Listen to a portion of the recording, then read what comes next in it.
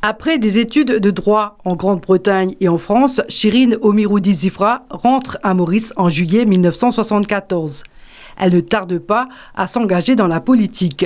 En effet, 3 mois plus tard, soit en septembre 1974, Shirin Omiroudi Zifra se joint au mouvement militant mauricien, le MMM. Elle passe une vingtaine d'années au sein de ce parti. Durant cette période, elle est élue députée de Rosille-Stanley. Elle devient aussi conseillère municipale et maire de Beaubassin-Rosille.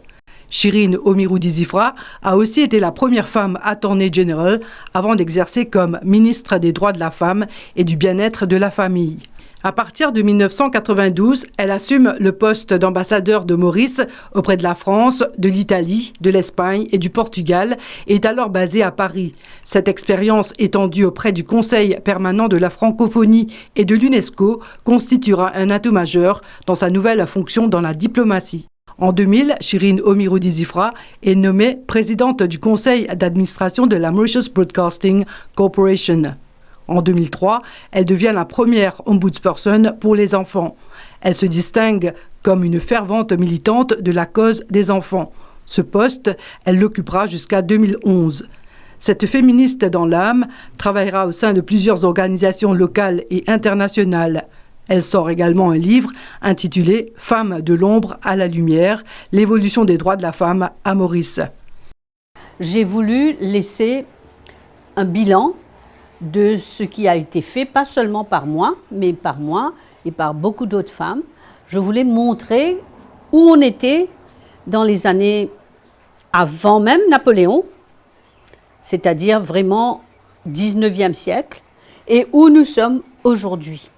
Quel progrès on a fait, quelle était la situation d'abord juridique des femmes, et pas seulement juridique, mais quelle était la vraie situation des femmes dans cette époque-là où la femme mariée n'avait aucun droit, ni de travailler, ni d'avoir un compte en banque, ni de faire quoi que ce soit. Et si elle travaillait, il fallait que son mari soit d'accord et il pouvait prendre son salaire, entre autres.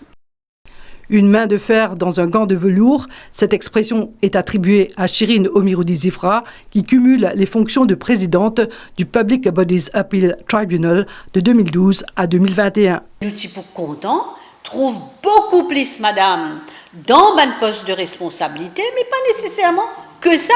Il faudrait qu'il y ait le choix. Mais pour moi, le défi majeur du siècle, dans le monde entier, c'est la violence qui est exercée contre madame, contre les enfants et contre les gens vulnérables. Toutefois, suite au décès de Sir Anirudh Jugnauth, son contrat n'est pas renouvelé. Cette férue de droit décide d'enfiler à nouveau sa toge pour plaider comme avocate. Notons que cette année, cela fait 50 ans depuis que Shirin Omiroudi Zifra a été reçue au barreau. Un anniversaire marqué par son retour dans l'hémicycle de l'Assemblée nationale. Cette fois, c'est en tant que speaker.